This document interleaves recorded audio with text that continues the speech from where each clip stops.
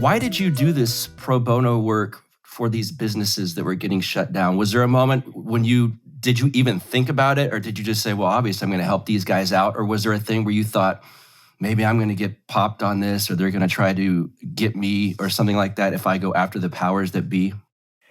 Well, I mean, I was already in the crosshairs because the two entities that I had run across that I mentioned before, the nonprofit law firm is California Rural Legal Assistance, CRLA, been around since the 60s and are very well connected in California politics, as is the United Farm Workers Union, the union of Cesar Chavez. So these are like sacred cows in the state of California. So I was actually used to being in the crosshairs because I've been fighting that battle to keep my career since 2013. This all happened with the immigration stuff. The last of it was in 2013. So we're 9 years ago that this all happened. So I've been fighting that battle, sort of being on the outside of the legal profession for a very long time. And honestly, where it really started is I saw these lockdowns happening.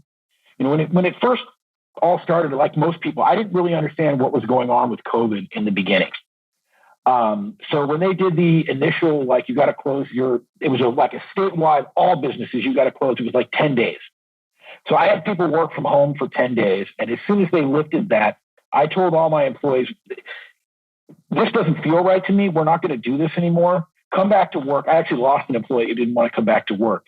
And I met with all my employees and said, we're going to maintain normalcy here as much as we can. I can't control what goes on out there in the world, but here in this office, we're going to work normally. We're going to live normally. And that's just the way it's going to be. And if you don't like it, then you're welcome to go. I don't want to lose you, but that's the way it's going to be. And as I mentioned earlier, I attended what they call the Keep the City Open, Keep Fresno Open protest downtown. And I heard the stories that some of these business owners were telling.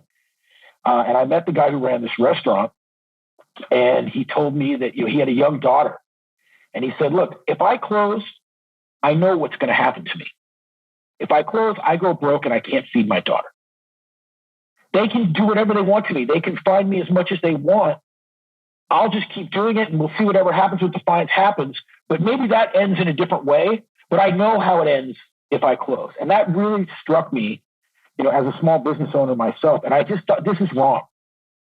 Mm-hmm. It just struck me as being wrong. And I wanted to do something. So I thought about, well, what do I know how to do? What can I do to help these people?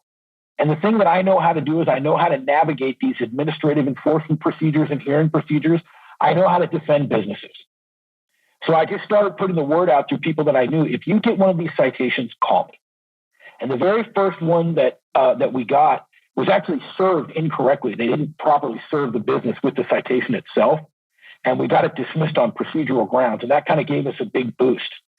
And I think I would echo very much what Joni said, because it started off, it's like, I got to do something to help people because this is so wrong. And then I started meeting these people. And I actually kind of went down this road of like, I'm going to get some big movement together. I'm going to gather other like-minded people together, and we're going to put a stop to this.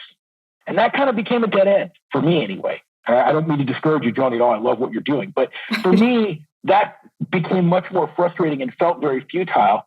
So my whole perspective shift to, I'm going to help one person at a time. And I'm going to help individually as many people as I can. And every business that I save, every business that I keep open is a victory because it changed one person's life for the better. And it doesn't matter if I get attention. It doesn't matter if a movement starts. It doesn't matter if I'm the only one doing it.